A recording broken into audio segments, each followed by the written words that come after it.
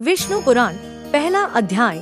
श्री सूत जी बोले, मैत्रेय जी ने नित्य कर्मों से निवृत्त हुए मुनिवर पराशर जी को प्रणाम कर एवं उनके चरण छूकर पूछा, हे गुरुदेव, मैंने आप ही से संपूर्ण वेदांग और सकल धर्म शास्त्रों का क्रमशः अध्ययन किया है। हे मुनि श्रेष्ठ, आपकी कृपा से मेरे विपक्षी भी मेरे लिए यह नहीं कह सकेंगे कि मैंने संपूर्ण शास्त्रों के अभ्यास में परिश्रम नहीं किया है। धर्मज्ञ हे महाभाग, अब मैं आपके मुखारविंद से यह सुनना चाहता हूँ कि यह जगत किस प्रकार उत्पन्न हुआ और आयज भी दूसरे कल्प के आरंभ में कैसे होगा, तथा हे ब्राह्मण, इस संसार का उपादान कारण क्या है। यह संपूर्ण चराचर किससे उत्पन्न हुआ है, यह पहले किसमें लीन था और आयज किसमें लीन हो जाएगा।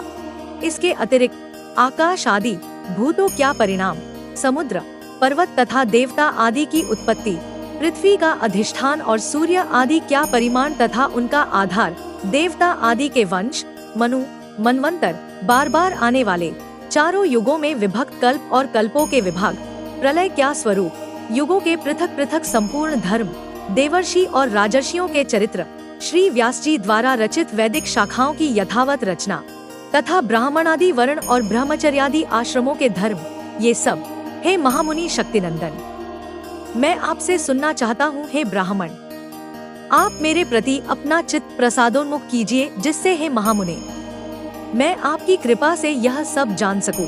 श्री पराशर जी बोले, हे धर्मज्ञ मैत्रेय, मेरे पिता श्री वासिष्ठ जी ने जिसका वर्णन किया था उस पूर्व प्रसंग का तुमने मुझे अच्छा स्मरण कराया। मैत्रेय, जब मैंने सुना कि पिताजी को विश्वामित्र की प्रेरणा से राक्षस ने खा लिया है तो मुझे बड़ा भारी क्रोध हुआ। तब राक्षसों का ध्वंस करने के लिए मैंने यज्ञ करना आरंभ कर दिया। उस यज्ञ में सैकड़ों राक्षस जलकर भस्म हो गए। इस प्रकार उन राक्षसों को सर्वथा नष्ट होते देख मेरे महाभाग वशिष्ठ जी मुझसे बोले, हे वत्स, अत्यंत क्रोध करना ठीक नहीं, अब इसे शांत करो। राक्षसों का कुछ भी अपराध नहीं है।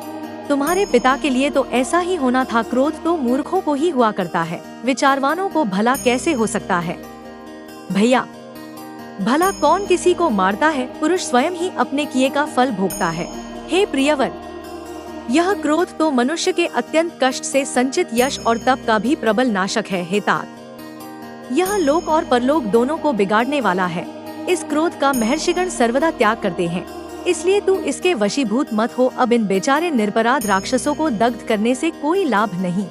अपने इस यज्ञ को समाप्त करो। साधुओं का धन तो सदा क्षमा ही है। महात्मा दादाजी के इस प्रकार समझने पर उनकी बातों के गौरव का विचार करके मैंने वह यज्ञ समाप्त कर दिया। इससे मुनिश्रेष्ठ भगवान वशिष्ठ जी बहुत प्रसन्न हुए। उसी समय ब्रह्मा जी के पुत्र पुलस्त्य जी वहाँ आए। पितामह ने उन्हें अर्घ्य दिया। वे महर्षि पुलह के ज्येष्ठ भ्राता महाभाग पुलस्त्य जी आसन ग्रहण करके मुझसे बोले। पुलस्त्य जी बोले, तुमने चित्त में बड़ा वैर भाव रहने पर भी अपने बड़े बूढ़े वशिष्ठ जी के कहने से क्षमा स्वीकार की है, इसलिए तुम संपूर्ण शास्त्रों के ज्ञाता होंगे। हे महाभाग, अत्यंत क्रोधित होने पर भी तुमने मेरी संतान का सर्वथा मूलोच्छेद नहीं किया, अतः मैं तुम्हें एक और उत्तम वर देता हूँ। हे वत्स, तुम पुराण संहिता के वक्ता होंगे और देवताओं के यथार्थ स्वरूप को जानोगे तथा मेरे प्रसाद से तुम्हारी निर्मल बुद्धि प्रवृत्ति और निवृत्ति के उत्पन्न करने वाले कर्मों में निसंदेह हो जाएगी। फिर मेरे पितामह भगवान वशिष्ठ जी बोले, पुलस्त्य जी ने जो कुछ कहा है वह सभी सत्य होगा। हे मैत्रेय, इस प्रकार पूर्व काल में बुद्धिमान वशिष्ठ जी और पुलस्त्य जी ने जो कहा था वह सब तुम्हारे प्रश्न से मुझे स्मरण हो आया है। अतः हे मैत्रेय, तुम्हारे पूछने से मैं उस संपूर्ण पुराण संहिता को तुम्हें सुनता हूँ। तुम उसे भली प्रकार ध्यान देकर सुनो। यह जगत विष्णु से उत्पन्न हुआ है, उन्हीं में स्थित है, वे ही इसकी स्थिति और लय के करता है तथा यह जगत भी वे ही है। श्री विष्णु पुराण का आगे का भाग सुनने के लिए please like, share, subscribe and press the bell icon. Thank you for watching.